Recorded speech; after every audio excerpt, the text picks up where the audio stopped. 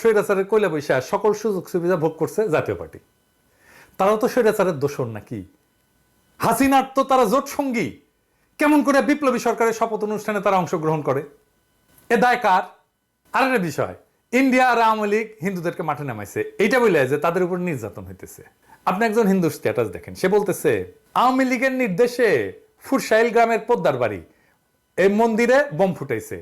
Editor সাহেব দেখান কারা এটা করছে এবং সে কি বলে, যাকে ধরছে সে কি বলতেছে। আমরা তিনজন ছিলাম।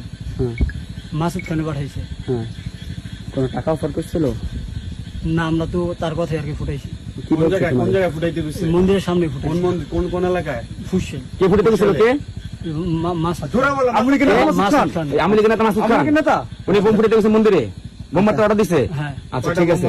কয়টা বোম আমরা মারছো? তো দুইটা বোম ছিল। দুইটা বোম দিছিল। কি নিয়ে আইছিলা? না, আমাদের বোমই ছিল। সাথে কি নিয়েছিল? বাইক নিয়েছিল? না, হাফ সাথে একটা বাইক ছিল। কে গেছিল সাথে? সাথে কে গেছিল? তিনজন ছিলাম। তিনজন। নাম কি? সমিত, তুহিন আর আমি। ওকে। আচ্ছা তোমাদের কোনো টাকার অফার করে না? কি বলে নিছে? কি বলে নিছে তোমাদের?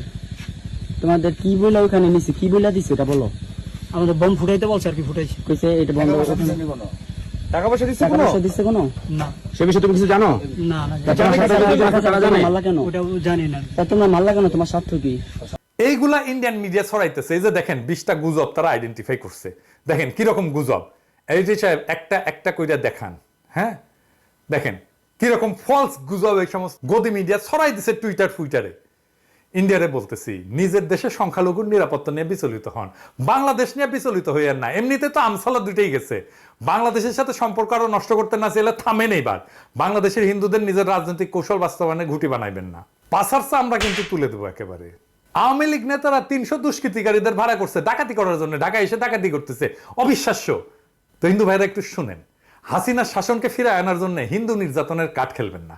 এই অস্থির সময়ে দুর্বৃত্তরা সুযোগ নেয়।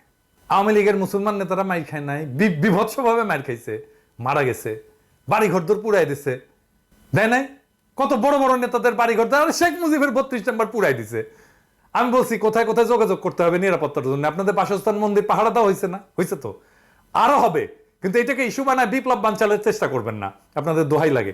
এইটা আনম্যানেজেবল পর্যায়ে চলে যেতে পারে। কিন্তু আপনাদের সাবধান করে দিচ্ছি, সতর্ক করে দিচ্ছি। বাসায় ফিরে স্থানীয় দরকার হলে হেফাজত ইসলামের সাথে যোগাযোগ করেন, তারা আন্তরিকতার সাথে আপনাদের রক্ষা করছে। স্পেসিফিক কোথাও নিরাপত্তার প্রয়োজন হলে আমাকে জানান, আমি আমার সীমিত সামর্থ্য নিয়ে আপনাদের পাশে দাঁড়াবো। গোবিন্দ পরমাণু তো হিন্দুদেরই নেতা না, সে বলছে যে একটা ঘটনাও সাম্প্রদায়িক না। তারা আক্রান্ত হয়েছে কারণ তারা আওয়ামী লীগ করতো। এখন ধরেন পঙ্কজ দেবনাথ যদি ডলা খায়, তাই তো বলতে পারে না সে যে হিন্দু জন্য ডলা খাইছে। আওয়ামী লীগ যে নির্যাতন চালাইছে গত 15 বছর সারা বাংলাদেশের মানুষের উপরে, সেটার একটা প্রতিক্রিয়া হবে না? হবে তো। পঙ্কজ দেবনাথ ডলা খায় কারণ সে আওয়ামী লীগ, এইটার জন্য না যে সে হিন্দু। এটা হিন্দু মুসলমান উভয়ের ক্ষেত্রেই হবে। আপনি হিন্দু পরিচয় নিয়ে সুরক্ষা চান কেন? আপনি তো স্বার্থপর কেন? আওয়ামী লীগ করে যে মুসলমান, সে কি পরিচয়ে সুরক্ষা পাবে?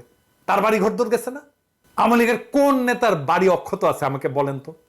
জেলা পর্যায়ের নেতা বাড়ি পর্যন্ত অক্ষত নাই। আরে শেখ মুজিবের 32 নম্বর ধ্বংস হয়ে গেছে, হাসিনার গণভবন ধ্বংস হয়ে গেছে। তো হাসিনার পতন হয়েছে তো, তাই না? হাসিনার পতনের পরেও যে আপনারা বাংলাদেশের হিন্দুরা শান্তিপ্রিয়ভাবে বাধাহীনভাবে ব্যাপক জমায়েত এবং মিছিল করতে পারছেন বিভিন্ন জেলায় কোনো ধরনের বাধা ছাড়া, তাতে কি প্রমাণ হয় না যে আপনারা ভালো আছেন? আপনার নেত্রী হাসিনা আমাদের করতে দিছে? দেয় নাই তো।